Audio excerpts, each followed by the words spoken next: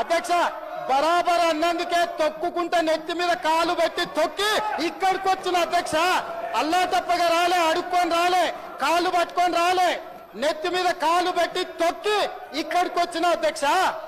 బరాబర్ మళ్ళా చూసుకుందాం 29లో తొక్కకపోతే చూడండి 29 మొత్తం కలిసి రాండి, మొత్తం కట్టగట్టుకొని రాండి.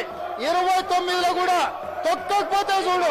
ఇదేనా సవాల్? అంటే ముఖ్యమంత్రి ఆలోచన ఏంటంటే, ముఖ్యమంత్రి ఏంటంటే ఇండైరెక్ట్ కాంగ్రెస్ పార్టీలో ఉన్నటువంటి సీనియర్ నాయకులకు ఒక హెచ్చరిక జారీ చేస్తున్నాడు. బిడ్డ, మీరు రహస్య మీటింగ్లు పెడుతున్నారు, నన్ను దించే ప్రయత్నం చేస్తున్నారు. నేను మీ అందరి తొక్కుకుంటేనే ముఖ్యమంత్రి పదవిని చేపట్టినా. ఇది బీఆర్ఎస్ పార్టీలో వార్నింగ్ కాదు, రాష్ట్ర ముఖ్యమంత్రి ఇచ్చింది కాంగ్రెస్ పార్టీలో సీనియర్ నాయకుల వార్నింగ్ ఇది. బట్ ఈ తొక్కుకుండా చూడండి ముఖ్యమంత్రి భాష చూస్తే ఎంత ఘోరమైన పరిస్థితి అంటే బీఆర్ఎస్ పార్టీల భాష కూడా గట్టిగా ఉన్నది. వీళ్ళిద్దరు రెండు సేమ్ ఓల్డ్గా తిట్టుకుంటారు. అంటే 6 గ్యారెంటీల మీద వాళ్ళు అడగద్దు, వాళ్ళ అవినీతి మీద వీళ్ళు నుంచి తెలుసుకోవద్దు. నేను ఎన్నికల్లో గెలిచినా, ప్రజలను ఒప్పించి మెప్పించి ప్రజాసంబద్ధంగా ఎన్నికలకు గెలిచినా అని చెప్పాలి రాష్ట్ర ముఖ్యమంత్రి గారు. తొక్కుకుంటూ వచ్చినా అంటే ప్రజలు హర్షిస్తారు. అదని ప్రజలు ఆలోచిస్తున్నారు, అబ్బా ఇదా ముఖ్యమంత్రి గారి తెర వెనుక రాజకీయ చరిత్ర గిదా అని ఆలోచించే పరిస్థితి వచ్చింది వాళ్ళు.